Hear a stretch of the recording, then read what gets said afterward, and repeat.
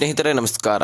ಗೃಹಲಕ್ಷ್ಮಿ ಯೋಜನೆಯಲ್ಲಿ 12,000 ದುಡ್ಡು ಜಮಾ ಆಗ್ತಾ ಇದ್ದು 6 ಕಂತುಗಳು ಸತತವಾಗಿ ಬಿಡುಗಡೆ ಆಗಲಿದೆ. ಹೌದು, ಒಂದಾದ ಮೇಲೆ ಒಂದು ಕಂತುಗಳು ನಿಮಗೆ ಬರಲೇಬೇಕು. ಯಾಕಂದರೆ ನಿಮ್ಮ ದುಡ್ಡು ಈಗಾಗಲೇ ಗ್ಯಾರಂಟಿ ಯೋಜನೆಗಳಲ್ಲಿ ಘೋಷಣೆ ಮಾಡಿದ್ದಾರೆ. ಬರೀ ಬಾಯಿ ಮಾತಲೇ ಹೇಳೋದಲ್ಲ, ಅದನ್ನು ಕೊಟ್ಟು ತೋರಿಸ್ಬೇಕಂತ BJP ನಾಯಕರು ಕೂಡ ಆಕ್ರೋಶ ವ್ಯಕ್ತಪಡಿಸಿದ ಕಾರಣಕ್ಕಾಗಿ ಸಚಿವ ಲಕ್ಷ್ಮೀ ಹೆಬ್ಬಾಳ್ಕರ್ ಆಗಿರಲಿ ಅಥವಾ ಹಣಕಾಸು ಇಲಾಖೆ ಆಗಿರಲಿ ಅಥವಾ ಸರ್ಕಾರವೇ ಬಗ್ಗಿದೆ. ಅದನ್ನು ಬಿಟ್ಟು ಬೇರೆ ಆಪ್ಷನ್ನೇ ಇಲ್ಲ, ಕೊಡಲೇಬೇಕು, ನುಡಿದಂತೆ ನಡೀತಾ ಇದ್ದೀವಿ ಅಂತ ಹೇಳ್ಬಿಟ್ಟು ಬರೀ ಬಾಯಿ ಮಾತಲೇ ಹೇಳೋದಲ್ಲ, ಅದನ್ನು ಕೊಟ್ಟು ತೋರಿಸ್ಬೇಕು. ಈಗ ನೀವು ಎಷ್ಟು ಕಂತುಗಳನ್ನು ಪೆಂಡಿಂಗ್ ಉಳಿಸಿದ್ರಿ ಅವುಗಳನ್ನು ಬೇಗ ಮಹಿಳೆಯರ ಖಾತೆಗಳಿಗೆ ಜಮಾ ಮಾಡಬೇಕಂತ ಹೇಳ್ಬಿಟ್ಟು BJP ನಾಯಕರು ಚಳಿಗಾಲದ ಅಧಿವೇಶನದಲ್ಲಿ ಕೂಡ ಚರ್ಚೆ ಆಯಿತು. ಅದಾದ ತಕ್ಷಣ ಮೊನ್ನೆ ಸದನದಲ್ಲಿ ಕೂಡ ಅದರ ಬಗ್ಗೆ ಮಹೇಶ್ ತೆಂಗಿನಕಾಯಿ BJP ನಾಯಕರು ಅದರ ಬಗ್ಗೆ ಚರ್ಚೆ ಮಾಡ್ತಾರೆ.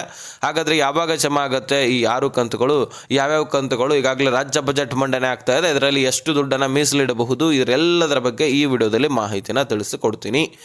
ಸೊ ಮುಖ್ಯವಾಗಿ ದುಡ್ಡೇನೇ ರಿಲೀಸ್ ಆಗುತ್ತೆ ಕನ್ಫರ್ಮು, ಆದರೆ ಈ 2,39,000 ಮಹಿಳೆಯರಿಗೆ ದುಡ್ಡು ಬರೋದಿಲ್ಲ ಅಂತಲೂ ಕೂಡ ಮಾಹಿತಿ ಇದ್ದು, ಯಾತಕ್ಕೆ ದುಡ್ಡು ಬರೋದಿಲ್ಲ ಎಲ್ಲ ವಿಷಯವನ್ನು ಕೂಡ ಈ ವಿಡಿಯೋದಲ್ಲಿ ನೋಡ್ತಾ ಹೋಗೋಣ. ಬಹಳ ಇಂಪಾರ್ಟೆಂಟ್ ಮಾಹಿತಿ ಸ್ನೇಹಿತರೆ. ರಾಜ್ಯದ ಎಲ್ಲ ಗೃಹಲಕ್ಷ್ಮಿಯರು ಕೂಡ ಈ ವಿಡಿಯೋನ ಮಿಸ್ ಮಾಡದೆ ಕೊನೆವರೆಗೂ ವಾಚ್ ಮಾಡಿ. ಸ್ನೇಹಿತರೆ, ಈ ಗೃಹಲಕ್ಷ್ಮಿಯಲ್ಲಿ ಒಟ್ಟಾರೆಯಾಗಿ ನಿಮಗೆ 6 ಕಂತುಗಳು ಬರಬೇಕಾಗಿದೆ. 24-25 ಬಿಟ್ಟೆ ಇನ್ನೂ 6 ಕಂತುಗಳು, 24 ಸೆಪ್ಟೆಂಬರ್, 25 ಅಕ್ಟೋಬರ್, ಈ 2 ಕಂತುಗಳು ಆಲ್ರೆಡಿ ನಿಮ್ಮ ಖಾತೆಗಳಿಗೆ ಬಂದಾಗಿದೆ. ಇನ್ನು ಬರಬೇಕಾಗಿರ್ತಕ್ಕಂತಹ ಕಂತುಗಳು 26 ನವೆಂಬರ್ ತಿಂಗಳ ಹಣ. ಇದು ಒಬ್ಬೊಬ್ಬರಿಗೆ ಬಂದಿದೆ ಅಂತಲೂ ಕೂಡ ಹೇಳ್ತಾ ಇದ್ದಾರೆ. ಹೌದು, ಇದು ಬಿಡುಗಡೆ ಆಗಿದೆ, ಸ್ವಲ್ಪ ಜನರಿಗೆ ಮಾತ್ರ ಜಮಾ ಆಗಿದೆ, ಮತ್ತೆ ಸ್ಟಾಪ್ ಮಾಡಲಾಗ್ತಾ ಇದೆ. ಯಾಕಂದರೆ ರಾಜ್ಯ ಬಜೆಟ್ ಮಂಡನೆ ಆಗ್ತಾ ಇದೆಯಲ್ಲ, ಸೊ ಹೀಗಾಗಿ ವಿಳಂಬ ಕೂಡ ಆಗುವಂಥದ್ದು. ಈ ಬಜೆಟ್ನಲ್ಲಿ ಮತ್ತಷ್ಟು ದುಡ್ಡನ್ನು ಈ ಗೃಹಲಕ್ಷ್ಮಿ ಯೋಜನೆಗೋಸ್ಕರ ಮೀಸಲಿಡಲಾಗ್ತದೆ. ಸೊ ವಾರ್ಷಿಕವಾಗಿ 30,000 ಕೋಟಿ ಹಣ ಗೃಹಲಕ್ಷ್ಮಿ ಯೋಜನೆಗೇ ಬೇಕಾಗತ್ತೆ. 4 ತಿಂಗಳಿಗೊಮ್ಮೆ 10,000, 8 ತಿಂಗಳಿಗೊಮ್ಮೆ 20,000, 12 ತಿಂಗಳಿಗೆ 30,000 ಕೋಟಿ ಹಣ ಬೇಕು. ಹೀಗಾಗಿ ಈ ಗೃಹಲಕ್ಷ್ಮಿ ಯೋಜನೆಗೆ ಎಷ್ಟು ಮೀಸಲಿಡ್ತಾರೋ, ಗ್ಯಾರಂಟಿ ಯೋಜನೆಗಳಿಗೇ ಎಷ್ಟು ಮೀಸಲಿಡ್ತಾರೋ ಕಾಯ್ದು ನೋಡಬೇಕಾಗಿದೆ. ಇವತ್ತು ನವೆಂಬರ್ 26, 27 ಡಿಸೆಂಬರ್ ತಿಂಗಳ ಹಣ, ಈ 2 ತಿಂಗಳ ಹಣ ಹೋದ ವರ್ಷದಲ್ಲೇ ಬರಬೇಕಾಗಿದೆ. ಇನ್ನು ಈ ವರ್ಷದಲ್ಲಿ ಜನವರಿ ತಿಂಗಳ ಹಣ ಬರಬೇಕು, ನೆಕ್ಸ್ಟ್ ಫೆಬ್ರವರಿ ತಿಂಗಳ ಹಣ ಬರಬೇಕು. ಇನ್ನು ಮಾರ್ಚ್ ಅಲ್ಲ, ಮಾರ್ಚ್ ಮುಗಿದ ತಕ್ಷಣ ಏಪ್ರಿಲ್ನಲ್ಲಿ ಮಾರ್ಚ್ ತಿಂಗಳನ್ನ ಹಿಡಿಬೇಕು. ಯಾಕಂದರೆ ಸರ್ಕಾರಿ ನೌಕರಸ್ಥರ ವೇತನವನ್ನು ಹೇಗೆ ಜಮಾ ಮಾಡುತ್ತಂದರೆ, ಜನವರಿಯಲ್ಲಿ ದುಡಿದ್ರೆ ಫೆಬ್ರವರಿನಲ್ಲಿ ವೇತನ, ಫೆಬ್ರವರಿಯಲ್ಲಿ ದುಡಿದ್ರೆ ಮಾರ್ಚ್ನಲ್ಲಿ ವೇತನ. ಸೊ ಈ ರೀತಿ ಒಂದು ತಿಂಗಳ ಹಣವನ್ನು ಇನ್ನೊಂದು ತಿಂಗಳಲ್ಲಿ ಕೊಡುವಂಥದ್ದು. ಸೊ ಹಾಗಾಗಿ ನಾವು ಫೆಬ್ರವರಿ ಆದ ಮೇಲೆ ಮಾರ್ಚ್ ತಿಂಗಳ ಹಣವನ್ನು ನಾವು ಮಾರ್ಚ್ ಪಡ್ಕೊಳ್ತೀವಿ. ಮಾರ್ಚ್ ಮುಗಿದ ಮೇಲೇ ಏಪ್ರಿಲ್ನಲ್ಲಿ ಮಾರ್ಚ್ ತಿಂಗಳ ಹಣವನ್ನು ಪಡ್ಕೊಳ್ಳೋದು. ಹೀಗಾಗಿ 4 ಕಂತುಗಳು, ನವೆಂಬರ್, ಡಿಸೆಂಬರ್, ಜನವರಿ, ಫೆಬ್ರವರಿ, ಈ 4 ತಿಂಗಳ ಹಣದ ಜೊತೆಗೆ ಹೋದ ವರ್ಷದಲ್ಲಿ ಕೂಡ 2025 ಪ್ರಾರಂಭದಲ್ಲಿ 2 ಕಂತುಗಳನ್ನು ಕೊಡೋದಿದೆ ಸರ್ಕಾರ. ಇದ್ರ ಬಗ್ಗೆ ನಾನು ಸಾಕಷ್ಟು ಬಾರಿ ಚರ್ಚೆ ಮಾಡಿದ್ದೀನಿ. ಚಳಿಗಾಲದ ಅಧಿವೇಶನದಲ್ಲಿ ಚಳಿ ಬಿಡಿಸಿದ್ರಂತ ಹೇಳ್ಬೋದು BJP ನಾಯಕರು. ಜನವರಿ ತಿಂಗಳಾದ ಬಳಿಕ ಡೈರೆಕ್ಟ್ ಆಗಿ ಏಪ್ರಿಲ್ ತಿಂಗಳ ಹಣವನ್ನು ಸರ್ಕಾರ ಕೊಟ್ಟಿತ್ತು. ಅದೇ ರೀತಿಯಾಗಿ ಫೆಬ್ರವರಿ, ಮಾರ್ಚ್ ತಿಂಗಳ ಹಣವನ್ನು ಯಾಮಾರಿಸಿ ಬಿಟ್ಟಿತ್ತು. 5,000 ಕೋಟಿ ಹಣವನ್ನು ನುಂಗಾಕಿತ್ತು ಅಂತ BJP ನಾಯಕರ ಆರೋಪ. ಸೊ ಅದು ನಿಜ ಕೂಡ ಆಗಿತ್ತು. ಸರ್ಕಾರ ಅದನ್ನು ಹಣಕಾಸು ಇಲಾಖೆ ಒಂದು ದುಡ್ಡು ಅಲ್ಲೇ ಇತ್ತು, ಆದರೆ ಈ 2 ಕಂತುಗಳನ್ನು ಯಾಮಾರಿಸಿಬಿಟ್ಟಿದ್ರು. ಮಹಿಳೆಯರಿಗೆ ಅದನ್ನು ಕೊಟ್ಟಿದ್ದೀವಿ ಅಂತ ನಂಬಿಸ್ಬಿಟ್ಟಿದ್ರು. ಹೀಗಾಗಿ ಅದರ ಬಗ್ಗೆ ಚರ್ಚೆ ಆಗುತ್ತೆ. ಮೊದಲಿಗೆ ಸಚಿವೆ ಲಕ್ಷ್ಮೀ ಹೆಬ್ಬಾಳ್ಕರ್ ಒಪ್ಕೊಳ್ಳೋದಿಲ್ಲ, ತದನಂತರ ಒಪ್ಕೊಳ್ತಾರೆ. ಹೌದು, ಇದು ನನ್ನ ಗಮನಕ್ಕಿರಲಿಲ್ಲ, ಆದರೆ ಈಗ ಅದು ಸಂಬಂಧಪಟ್ಟಂತಹ ಅಧಿಕಾರಿಗಳು ಕೂಡ ತಿಳಿಸಿದ್ದಾರೆ. ಹಾಗಾಗಿ ಇದನ್ನು ಮುಂದಿನ ದಿನಗಳಲ್ಲಿ ನಾನು ಸರಿಪಡಿಸ್ತೀನಿ ಅಂತ ಭರವಸೆಯನ್ನು ಕೂಡ ಚಳಿಗಾಲದ ಅಧಿವೇಶನದಲ್ಲಿನೇ ನಿಂತ್ಕೊಂಡು ಕೊಡ್ತಾರೆ. ಹೀಗಾಗಿ ಇದರ ಬಗ್ಗೆ ಬಹಳಷ್ಟು ಚರ್ಚೆ ಆಗುತ್ತೆ. ಸೋಷಿಯಲ್ ಮೀಡಿಯಾಗಳಲ್ಲಿ ಕೂಡ ನೀವು ನೋಡಿರಬಹುದು, ನಾವು ಕೂಡ ಇದರ ಬಗ್ಗೆ ಚರ್ಚೆ ಮಾಡಿದ್ವಿ. ಸೊ ಸದ್ಯಕ್ಕೆ ಅವು 2 ಕಂತುಗಳು, ಈ 4 ಕಂತುಗಳು 6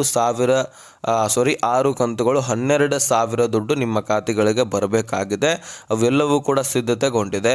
ಅದನ್ನು ಕೊಡಲಿಲ್ಲ ಅಂದರೆ ಮತ್ತೆ ಸರ್ಕಾರದ ಮೇಲಿನ ಪ್ರೆಷರ್ ಅಂತೂ ಬಿಲ್ಡ್ ಆಗೋದೆ. ಯಾಕಂದರೆ ಈಗಾಗಲೇ ಮಹಿಳೆಯರು ಕೂಡ ಆಕ್ರೋಶ ವ್ಯಕ್ತಪಡಿಸ್ತಾ ಇದ್ದಾರೆ. ಯಾವಾಗ ಪ್ರತಿಭಟನೆಗೆ ಇಳಿತಾರೆ ಗೊತ್ತಿಲ್ಲ. ಯಾಕಂದರೆ ಬರೀ ಬಾಯಿ ಮಾತಲೇ ಹೇಳೋದಲ್ಲ, ಕೊಟ್ಟು ತೋರಿಸ್ಬೇಕಂತಲೂ ಕೂಡ ಹೇಳ್ತಾ ಇದ್ದಾರೆ.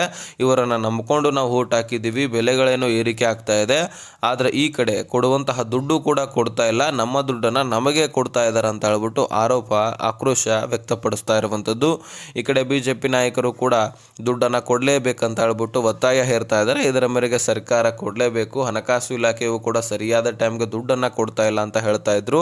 ಹಾಗಾಗಿ ಹಣಕಾಸು ಇಲಾಖೆಯು ಕೂಡ ಈಗ ಬಗ್ಲೇಬೇಕಾಗಿದೆ. ಯಾಕಂದರೆ ಚಳಿಗಾಲದ ಅಧಿವೇಶನದಲ್ಲಿ ಸಚಿವೆ ಲಕ್ಷ್ಮೀ ಹೆಬ್ಬಾಳ್ಕರ್ ಹೇಳ್ತಾರೆ, ನಾನು ಪ್ರತಿ ತಿಂಗಳು ಕೂಡ ನೋಟಿಸ್ ಕಳಿಸ್ತಾ ಇರ್ತೀನಿ.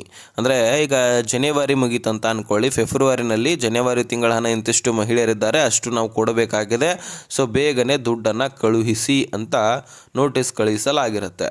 ಆದರೆ ಹಣಕಾಸು ಇಲಾಖೆ ಸರಿಯಾದ ಟೈಮ್ಗೆ ದುಡ್ಡನ್ನು ಕಳಿಸ್ತಾ ಇಲ್ಲ.